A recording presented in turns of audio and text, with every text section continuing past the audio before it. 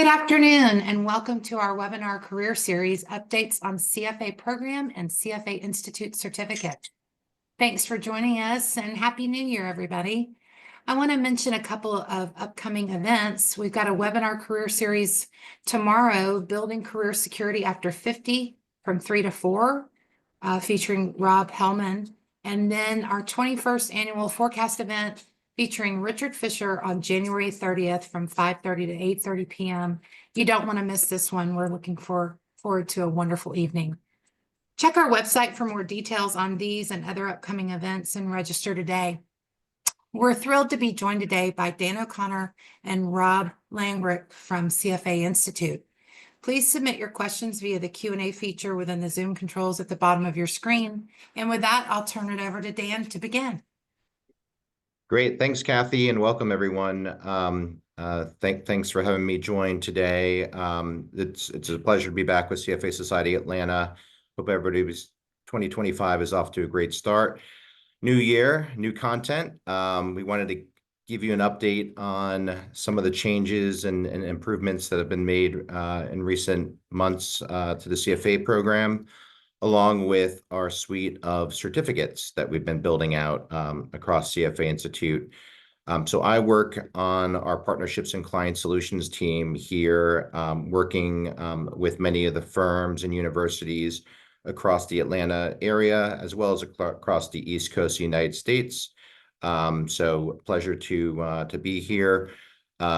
I work closely with my colleague, Arthur Ruffin, and we together, are your kind of points of contact, if you will, with the Institute. So if you have any follow-up questions at the end, you'll see our email addresses and feel free to reach out to us. But I want to turn it over to my colleague, Rob Langrick, who is our Chief Product Advocate here at CFA Institute. And he'll be going through the session today and bringing you up to date on some of these changes. And as Kathy mentioned, we'll have plenty of time at the end for Q&A. So please do put your questions in the chat, and we will hope to answer them then. So without further ado, Rob, we'll turn it over to you. Thanks. Awesome. Thanks, Dan. And thanks, Kathy. It's a real pleasure to be here with the Atlanta Society community, talking about my favorite subject, which is CFA Program.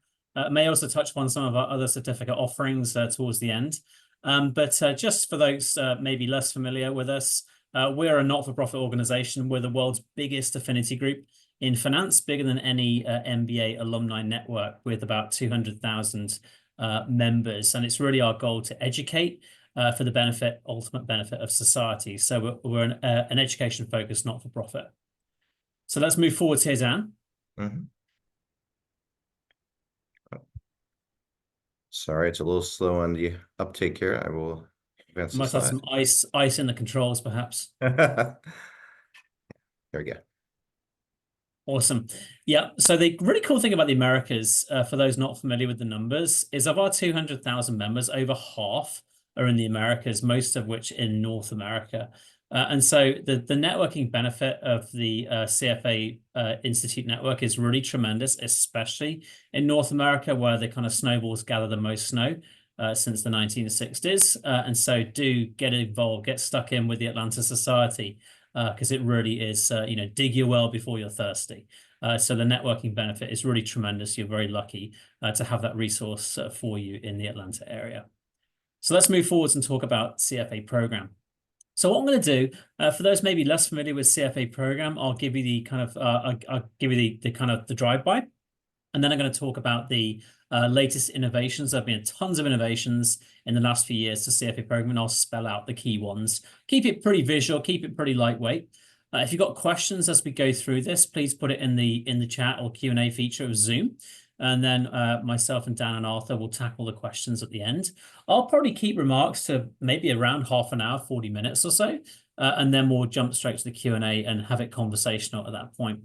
So I'll begin by really asking a few key questions. So the first question I'm going to answer is, who's got the CFA Charter? So people often ask this question when they're considering embarking on the CFA program. And this really nice kind of map gives you the helicopter view of our 200,000 members.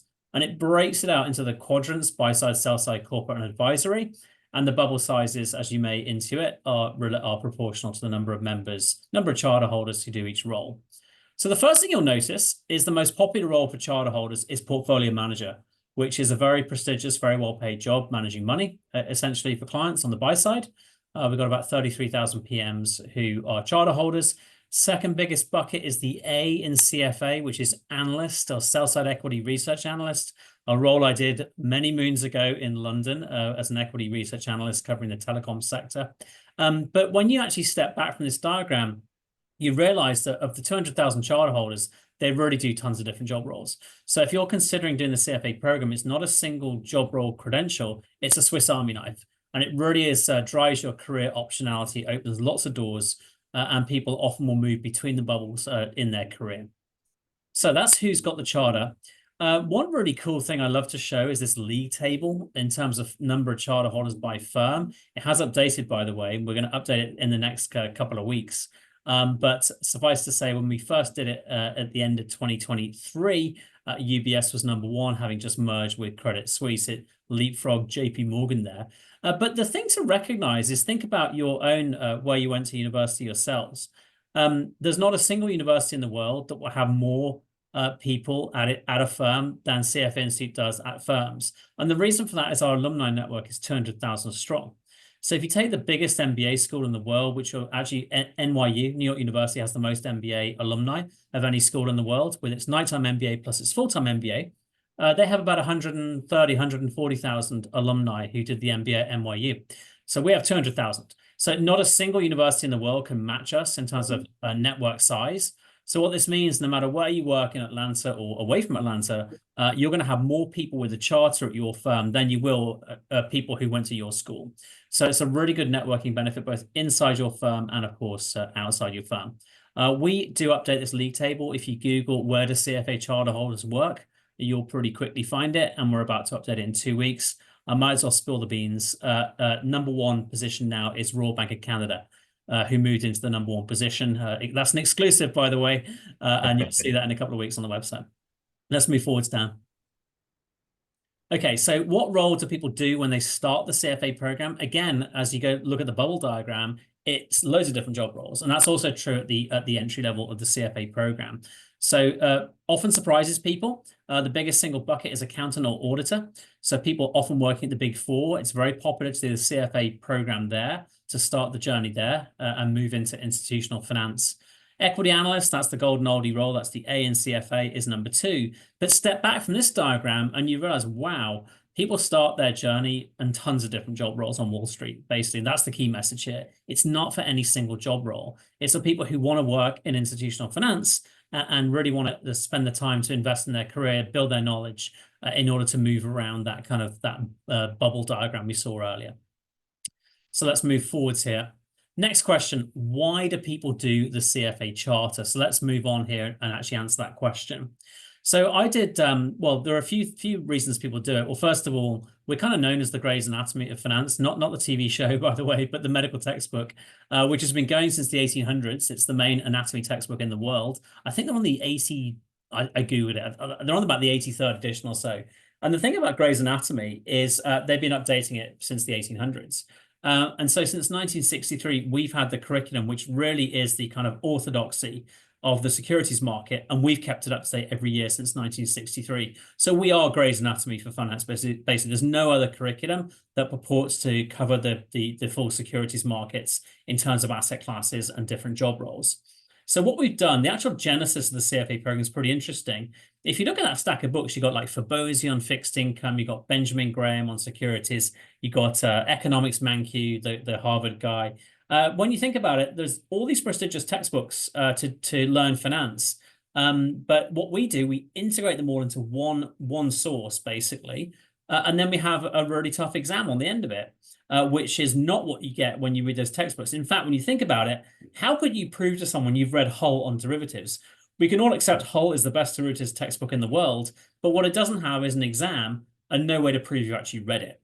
So what we offer up as a service, the CFA program, we offer up as a service the way to prove to people that you've read the most important texts in finance and passed a really tough exam to make sure you really understood those books. That is the service we provide with the CFA program. So the next thing people find really attractive about it, it's like, you talk to a mountaineer, why did you climb Mount Everest? Because it was there, or Kilimanjaro for that matter. Well, the same thing is kind of true about the CFA program. People do it because it's hard, quite simply.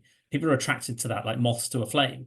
And that's not just candidates, by the way, that's also employers. So if you go on the Bloomberg terminal 4 times a year when the exam results come out for level 1, there's pretty much always a story on TopGo, the main page on Bloomberg, with the CFA pass rates. It's the most known fact about the CFA program is what's the pass rate? What was the last pass rate for the last exam window?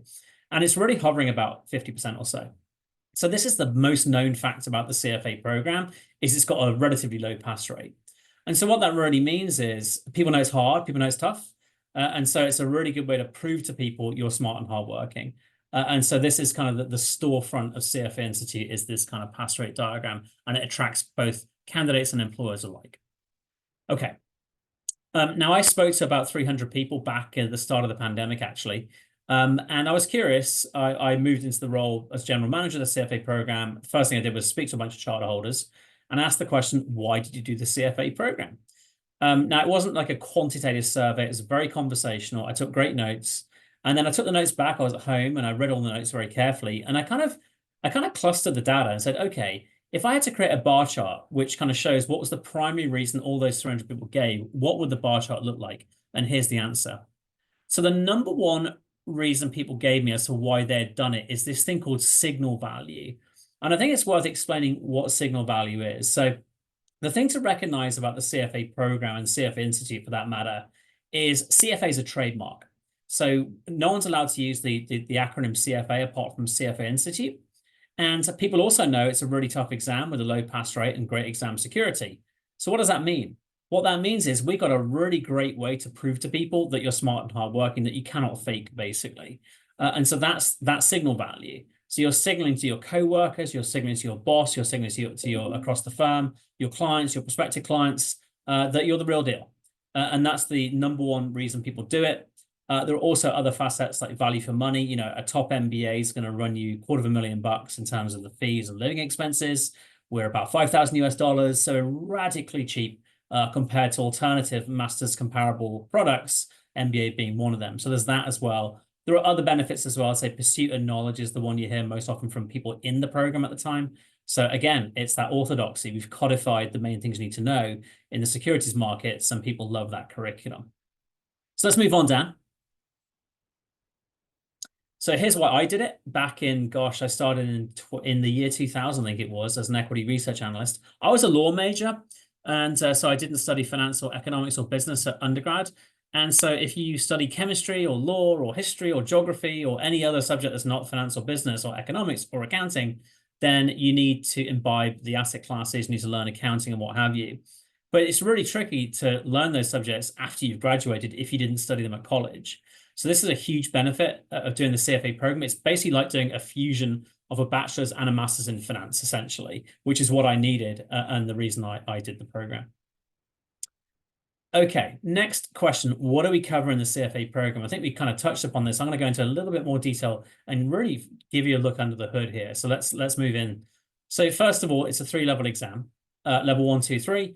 Level 1's really about the basics. It's really about the toolkits you need to be a security analyst. So reading company accounts, understanding all the statistical jargon, and so on and so forth. Level 2 is really about single security analysis. And it's really where we focus on valuation of the major asset classes. So all the asset classes have completely different valuation techniques and methodologies. We teach them all to you at level 2. And then at level 3, you've then valued all these single instruments, and now you bring it together into a portfolio to meet your client's goals within your client's constraints, risk constraints, and preferences, and no tobacco, what have you.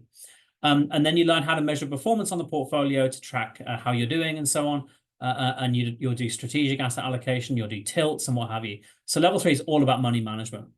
And because that's the capstone of the CFA program, that's the reason why that big yellow bubble was in the top left. We're a finishing school for portfolio managers, essentially, which is what level 3 is all about. So let's actually dig in here to the topic weights. So these are the weights in terms of the percentages of the questions on the exam at each level. So you'll notice level 1, level 2 is really a mix across the major asset classes. Level 3 is completely different. It's really all about money management and asset management. So that's kind of the breakout of the exam itself. Let's move on, Dan. And now I'm going to give you some actual, give you a flash of what's under the hood. Let's talk about fixed income or the bond market. Bond market's $100 trillion US dollars globally. Well, derivatives is a bit funky because it's hard to measure the size of the derivatives market, but the single biggest listed security market in the world is fixed income. So I'm going to kind of illustrate the CFA program, give you a flash of what's under the hood here through the prism of fixed income. So first of all, this page shows you everything we teach you about fixed income across all 3 levels. Obviously, I'm not going to read the slides to you. You're going to get the slides afterwards, by the way. Suffice to say, we'll talk about the different types of instruments, fundamental fixed income analysis, what's the term structure, what's the yield curve all about, how do you value bonds, how do you look at interest rate risk, credit risk, and so on. So we cover kind of all the basics of fixed income and bond math throughout the CFA program. Now let's kind of click in here. So we'll move forwards down. There we go. So let's have a look at level 1. So what is level 1 all about when it comes to fixed income? Here are all the learning modules in level 1 down the left-hand side, and you can see some characteristics of them. About half are just teaching you raw knowledge and half are teaching you skill, like doing bond math, for instance. Half are introductory, half are definitely not introductory. And you see it's got pretty high mathematical content.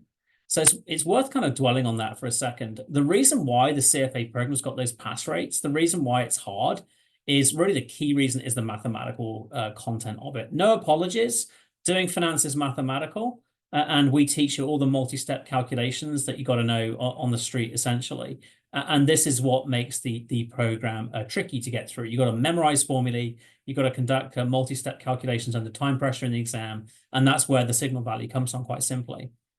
So let's move on down to the next slide. So levels 2 and level 3, fixed income, you got a bit less content, very mathematical.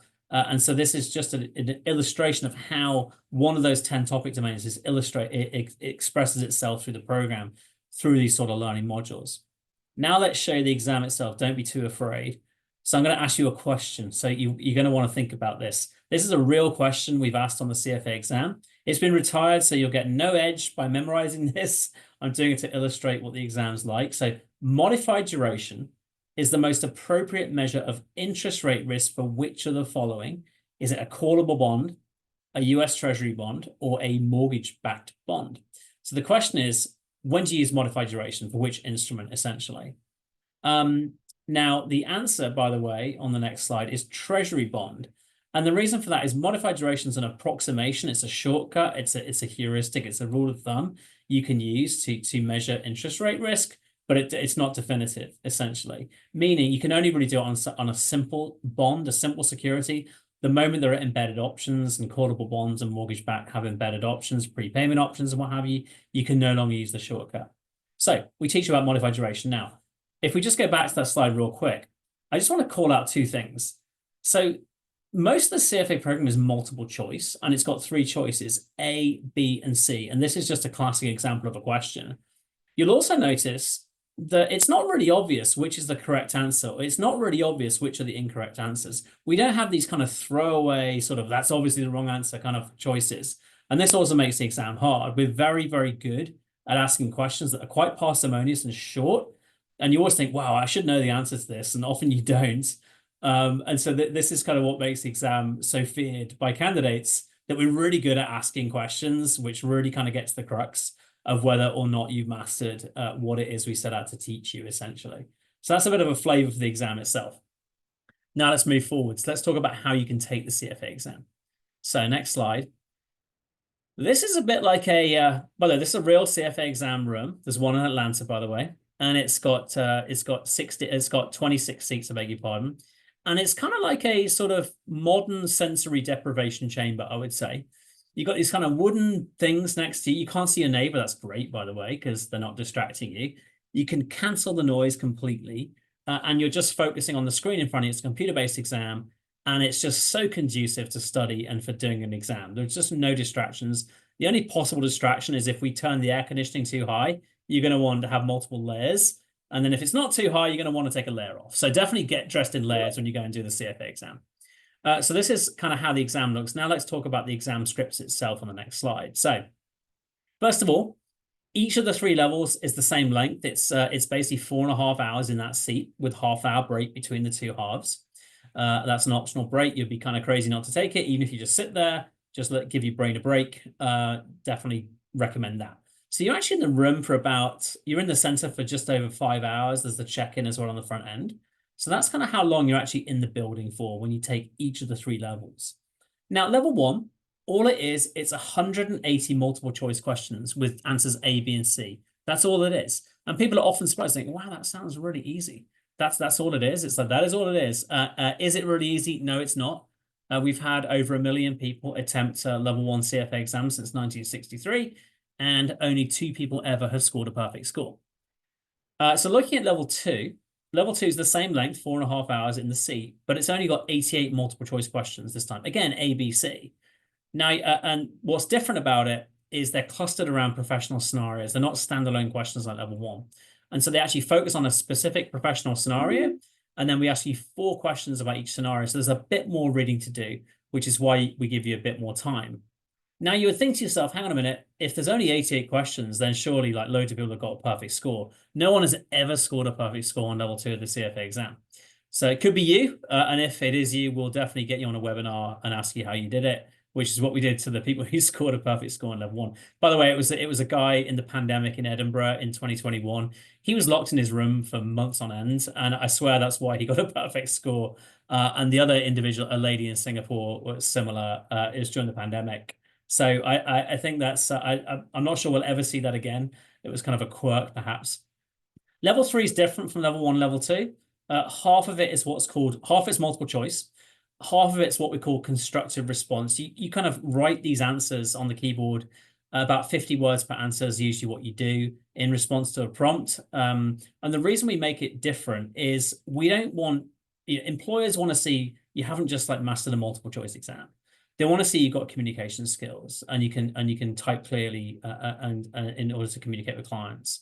So that's the reason level 3 is different from level 1, level 2. It's for that reason. So that is it. No one's ever scored a perfect score at level 3, by the way. Okay, let's talk about the innovations to the CFA exam. Let's just dive in here. I'm not going to dwell here. We'll go straight in. There are 6. I'll talk to you about them each in brief with a picture. First of all, I'm not sure how many students we have on the line at undergraduate, but great news. We now allow people into the CFA program to start the journey after 2 years of their 4-year undergrad. So as a rising junior in the August exam window, there are 4 winners a year: February, May, August, November. In the August window here in the USA, you can sit level 1 for the first time halfway through your undergrad. So that's definitely something I recommend. By the way, everyone says the biggest piece of advice, they wish they'd started earlier. And we actually find that the pass rates of that segment, the early sleeve of undergraduates, is the best pass rate of any sleeve of candidates globally. So highly recommend starting the program early. You then also get to put on your resume when you do a resume drop. There's really nothing or only good things to say about spending that summer after sophomore year doing level 1 to give you an edge in the recruitment markets. Okay, next innovation is practical skills modules. So it's not just about reading those 10 books, doing the CFA program. We also make you do hands-on learning as well with each of the 3 levels. So level 1, you can do Python basics or you can learn how to build a financial model, and you start from scratch with a blank Excel spreadsheet or Google Sheet spreadsheet, and you basically build a 3-statement company model and make the balance sheet balance. It's a really cool course led by a guy called Ian Schnorr, CFA, a charter holder. And so you've got those 2 options. You must complete one of them, by the way. And if you don't, we're not going to tell you whether you passed or failed the exam. So it's quite a big incentive to get it done. So that's level 1. Level 2, we've got a thing called analyst skills, which is invented by a guy called Jim Valentine, CFA. He's the former head of research training at Morgan Stanley here in New York City. And he built a course which he called What They Don't Teach You in the CFA Program. Of course, I said, Jim, you can't do that. Let's put it in the CFA program and let's change the name of the course. So we did. But it's a fantastic course. And it focuses on things like time management, how to compel a portfolio manager to buy or sell a security, how to write really crisp research that really leverage research. So it's a really good insider's guide to being an equity or credit analyst. And he's a serial II ranked analyst, so he's the real deal. So that's a really popular course at level 2. You can also go deeper into Python. You can do both, by the way. And this comes bundled with exam registration. So I actually recommend people to do both because you lose access the moment you get the exam result. Level 3 is all about the mathematics of portfolio construction, by the way. So there's a level 3 practical skills module. as well. And coming in 2026 curriculum exam year, there'll be new practical skills modules. You'll hear more about that at a later date. Okay, Bloomberg. So I'm sure you're all familiar with Bloomberg, the world's market-leading data platform. So we partner with Bloomberg and we've woven in Bloomberg tips throughout the whole CFA program. So it's kind of a 2-for-1. It's you kill two birds with one stone. So when people study at night during the week or the weekend, they'll also learn Bloomberg tips that are relevant to what they just learned in the CFA program. Come into the office on Monday, try out the function on the Bloomberg terminal. So really good value proposition. So things such as you're looking at inflation break-even rates, let's say in the fixed income area. There's a function ILBE on the Bloomberg terminal to look at those inflation break-even rates. So really contextually relevant functions. And so it's a great way to learn the Bloomberg terminal while you're studying the CFA exam. We don't test you on Bloomberg functions, by the way. It's ancillary learning, but it's just a really nice extra benefit of doing the CFA program. Okay, next up, curriculum streamlining. So we had feedback. We looked at a bunch of candidates during the pandemic, actually, and we realized that 91% of our candidates had studied one of three subjects. They had either studied or were studying accounting, economics, or finance at undergraduate. And we looked at our curriculum and thought, wow, we have the basics of accounting, stats, and finance in the CFA program, but they've actually mostly already studied that. So we realized there's an opportunity to streamline the curriculum, to not test people on stuff they'd already mastered at undergraduate, and therefore shorten the study burden and increase the return on investment of embarking on the CFA program. So here's the stack of books in the office I'm in right now, by the way. I twisted the top three round, the prerequisite, we call them. Now, don't fear if you didn't study those subjects at college, that I didn't, by the way. We give you that content. You can absolutely study it and bone up on it as a candidate. You do need to know that content to answer later questions, but it's just not mandatory anymore. We don't test on it. Now, you're probably thinking to yourself, well, hang on a minute. If you took the easy questions out of the exam, didn't you make the exam harder? No, we didn't. And the key reason for that is, well, a bunch of people already studied it. But also, the other thing that makes the CFA exam pretty hard is the amount of content you got to assimilate for exam day. And we reduce that to the tune of this top three stack of books. So it all netted out, and the exam is just as hard as before, even though we made this change. And it's been really welcomed by candidates. In fact, most people don't touch this material, and the pass rate remained roughly similar. So it was a really kind of great opportunity to streamline. Okay, fifth, practice pack. So the biggest kind of request we get over the years from candidates with the CFA exam is we want more official mock exams, please, to get me ready for exam day. So what we did actually during 2024, we have the exam question writing team, and when they write questions, they have no idea whether that question is going to go onto the live exam or into the mock exams. And so what that really means is the mock exams we give candidates now, there are 2 mock exams at no additional charge. You can get an extra 6 for a fee here, practice pack. They replicate the difficulty of the exam itself, essentially, because it came from the same team. And so I highly recommend this. And in fact, the way I recommend using it is in the run-up to the exam, you can actually get 8 mock exams total from us, 2 bundled with registration and 6 extra with practice pack at level 1, 5 of which are in the digital platform. 1 is an exam day simulator. I recommend spending a full day to each of the 8 mock exams in the 8 days running up to the exam. You spend, 4+ hours doing the exam, spend the same amount of time looking at the explanations and seeing why you got questions right and wrong. It's a really good way to get ready for exam day. And we find that it gives people an edge. So highly recommend this. We've also launched at level 2, this practice pack. And in 2026 curriculum year, there'll be practice pack at level 3 as well. So strongly recommend getting this ancillary option when you register for the exam. Okay, finally, a lesson from the landscaping industry. That might sound obscure. This is Ohio State campus, by the way, back in, gosh, I think the 1930s. And ask yourself the question, did they put the path in the correct place? So you see that big path that goes from left to right all the way down the middle of the green. And the answer, of course, is, and Dan will give the game away now. The answer is no, because if you look carefully at where the paths are, you can see people trample the grass from bottom to top. The reason they did that is to get to those buildings across the campus, presumably. And so there's a little tip in landscaping. When you build a campus, don't put the paths down when you open the campus. Wait a year, CFP will actually want to go and put the paths on. And if you Google Ohio State campus now, by the way, it is crisscrossed with paths. This actual green, you can recognize it. It's pretty cool. So why in the world is this guy from CFA Institute talking to you about the landscaping business? So let's go back to that helicopter view of where our candidates work. So you saw the big bubble in the top left, but look at the orange and blue down in the middle of the slide there, private wealth and private equity. So what we found is a few years ago, we're like, wow, loads of people want to work in private wealth and private equity and private credit for that matter as well. But we didn't really build a pathway for them. So they were trampling the grass, going to these other places. We weren't training them on those job roles in the CFA program. We thought, wow, why don't we build pathways to actually get people to where they want to go, which are those two booming job roles, essentially. So that's exactly what we did. So let's move on here. So why did we do private markets? I'm actually not going to read these slides at all. I recommend reading them offline if you're interested. But I think we're all familiar with the golden age of private credit, the boom in private markets. You know, the fact that Blackstone market cap is more than Goldman Sachs. Loads of people want to work in private markets. And so we're serving that need now by giving an option, the CFA level 3, to focus on private markets. So let's move forwards here. Why private wealth? Wealth has boomed since the year 2000, quite simply.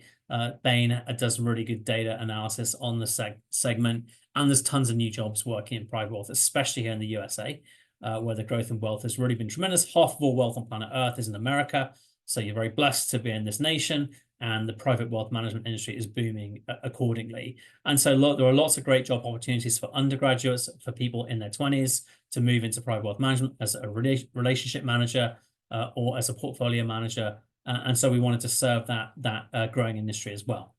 So let's move forwards. Interestingly on wealth management, by the way, why is it a priority for the big CEOs like Morgan Stanley and what have you? Quite simply, it lifts your price to book ratio. The more wealth management revenue you have, because it's more stable fee income. So it's not this kind of feast and famine of the trading floor. This is the reason why the banks are obsessed with growing their wealth management units and hiring more people. And there's a great quote from The Economist in 2023 there. Once the business was a sleepy, unsophisticated corner of finance, now it's the industry's future.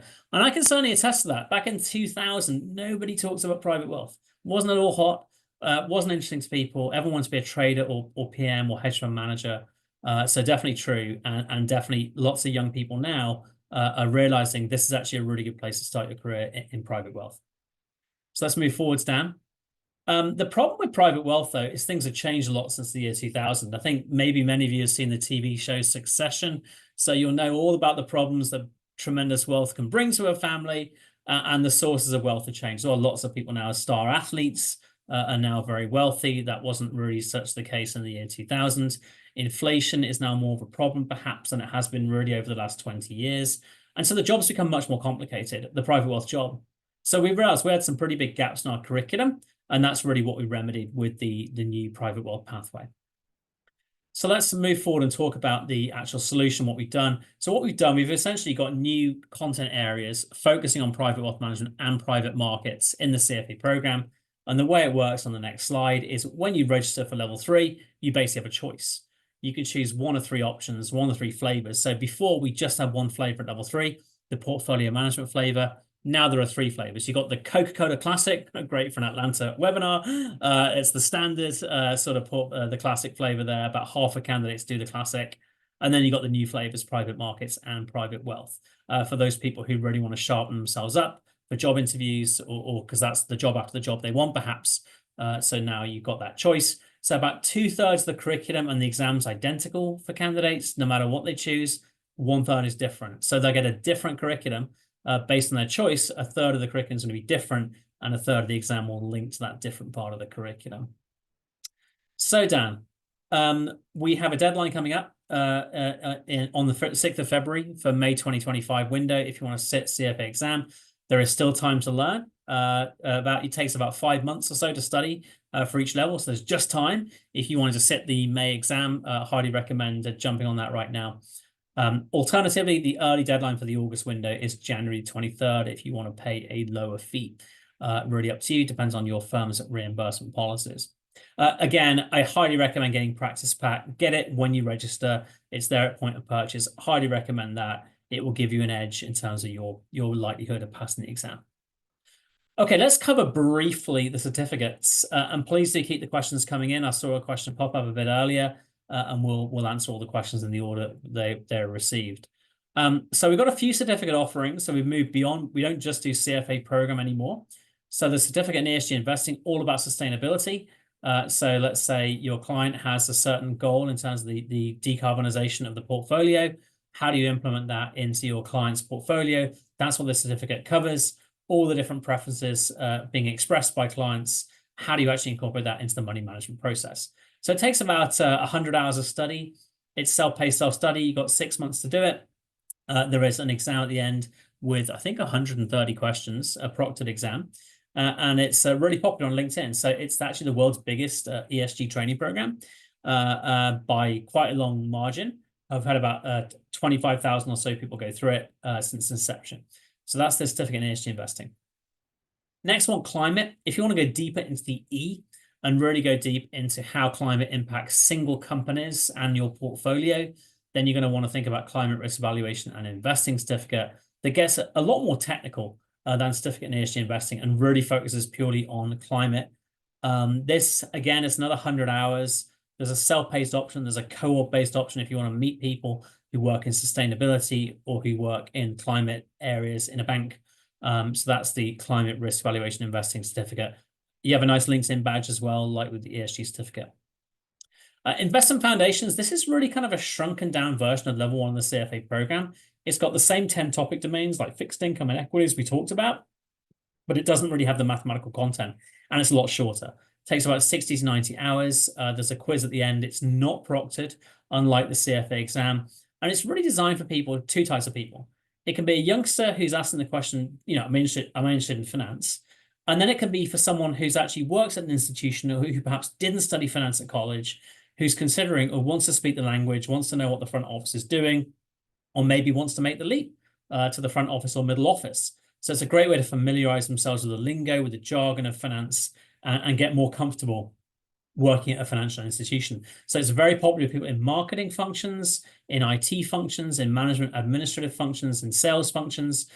So investment foundations is a great way to dip your toe in the water and actually get serious about institutional finance. Again, really nice LinkedIn badge. You'll see a lot of people on LinkedIn have that. Private markets and alternative investment certificate. If you're really interested in private markets and alternatives in real estate and hedge funds and so on, but you don't want to do the CFA program, this is what's for you. So it's about a 70 to 90 hour certificate that covers the basics across the different sub-asset classes of alternatives. It's really good for someone who works in, let's say, private wealth, who wants to have credibility with clients talking about alternative asset classes. And it's really a kind of lighter weight way to get familiar with those sub-asset classes versus going through the full CFA program. And then finally, I think, private equity certificate, taking up a notch. So if you want to go deeper on private markets and focus on the biggest asset class in there, it's private equity. And that's when you need to study things like leverage buyouts, the different flavors, different strategies private equity firms will use in order to generate returns to their investors. It takes about 125 hours. It's much more workflow focused, and it's really all about being an analyst or associate, a general partner GP firm. So if you're aspiring to work at a Blackstone or a Texas Pacific and what have you, and you're curious about what they do day to day, you want to do private equity certificate, you get a nice thing for your LinkedIn, and it really is getting you much more familiar with the workflow of the general partner firms. I think that's it, Dan, unless I'm mistaken. That is it. So we're happy to answer any more questions. I'll hand over to Dan, and we're here to talk about what we talked about, answer any other questions about careers in finance, CFA Institute, anything you wish. Thanks, Rob. And again, here's our email addresses. If you have any questions for myself or my colleague Arthur, we're happy to answer those offline. But we did see a question come through in the chat. I'm going to stop sharing and go to the chat now. And if there are any additional questions, of course, please keep them coming in. Oh, that was just actually a notification, it looks like, from Kathy. If there are any questions, we can take them live now. If anybody wants to be brave and throw it out there. Shy bunch. People often ask about CFA exam tips. I'll kind of follow up on the practical skills module, Rob. So members will also have access to that as well. Is that correct? That's right. Yeah, that's right. So when you're a CFA charter holder or member of, in fact, just a member of CFA Institute, you don't need to be a CFA charter holder even. So you can join the Atlanta Society without being a charter holder. You'll get complimentary access to the practical skills modules. And we've actually recently revised the guidelines on the study hours for Investment Foundation. So I think realistically, it's probably more to 40 to 60 hours now. So I just want to make people aware of that as well. But same exact program as before. We found that people are going through it even faster than we initially anticipated. Do you want to hear some CFA exam tips, Dan? Let's just do it. Go for it. Yeah, so the biggest mistake I see people make when they're studying for CFA exam, the number one mistake is not having a study plan, quite simply. You've got to have a study plan. And so you kind of work backwards from your exam date. Basically, that's kind of the way you do it. Most people take about 5 to 6 months to study for the CFA exam. I remember the exams used to be the first Saturday in June when I did it. And I started really around the holidays to study for that. So 5 months, basically, which was plenty of time. Although obviously, you're working, you're doing at least 3 days, often sometimes 5 days a week studying for it. The other tip I say is a bit more nuanced, is I read the curriculum 3 times when I was studying. I should have just read it twice. And the reason for that is that, when you think about the exam format, it's multiple choice questions. And so it's not sitting in a room reading the curriculum, it's sitting in a room doing questions. And so actually, you feel that you want to master the curriculum, memorize it, it's 3,000 pages. But actually, no, it's better to spend more time doing questions, less time reading the curriculum, because you actually kind of imbibe the curriculum when you're doing the questions, funnily enough. So definitely that's a good tip. So only read the curriculum twice, plan to read it twice, and then spend the time you've saved by doing more questions, because there's tons of questions available in the digital curriculum bundled with registration. And then definitely get the practice back. And then you've got 8 mock exams, and really focus on doing questions, because you'll realize over time, things will start to rhyme a little bit for you. And then you'll think, aha, I'm getting the hang of this now. So definitely spend more time on questions than perhaps you want to.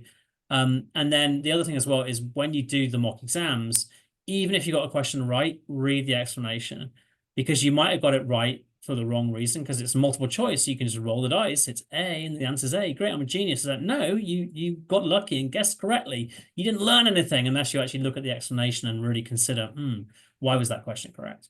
And of course, if you were incorrect, that's brilliant to read the explanation, explains the error of your ways type thing.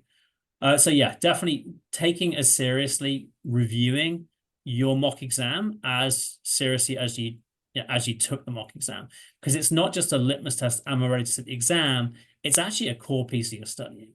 So. And it looks like, Rob, we had a question come in. What certificates have or are going away? What certificates have or are going away? We used to offer these kind of little courses, which were very niche. So I remember we offer on decentralized finance. And the reality is these kind of trends come and go in terms of being of interest. I remember NFTs and what have you. And so, the winds of change can blow in and blow out, is the truth. We also had a basic data science course, which really talked about the basics of data science. Things move very, very fast in the world of AI machine learning. And so what we're planning to do is to come out with a new offering about prompt engineering. So again, that's the winds of change, right? So things will move fast on Wall Street, and our course portfolio will kind of play catch up there. And so that's a case where we're playing catch up now, moving on to prompt engineering and large language models, and less on, what are the kind of staple types of data science, machine learning techniques. I don't see any other questions. If anybody has any live questions, we have a few minutes. Otherwise, we'll give you a few minutes back to your day. But again, feel free to reach out afterwards if you have any follow-up questions that come up. So just wanted to thank Kathy and CFA Society Atlanta for hosting us. It was a pleasure being here. Thank you, Rob, for joining us and sharing your insights. Oh, there's a question here, Dan. Oh, there is. Oh, it just came in. It says, if you already have your charter, can you buy the study guides? Yeah, actually, if you go on Amazon.com, you can just get the curriculum for any of the 3 levels. So just type in, CFA exam level 1. It's important to type in the year. So the way the years work is they link to the years or their calendar years, basically. So if you're studying the exam, let's say for February 2025, you're going to want to type in, CFA level 1 2025. Make sure you get the correct year. And every May, we click over to the next year. So we have the next year's curriculum available as well as this year's curriculum, because people are studying for both exams, and some people are studying 2025 edition, some 2026. The curriculums do roll over every calendar year. So make sure you're buying the correct one if that's what's interesting for you. You do get the curriculum bundle with registration, the digital curriculums. There's no need to do that. But if you just wanted to, purchase the physical copy, just make sure you purchase the correct year edition linked to your exam window.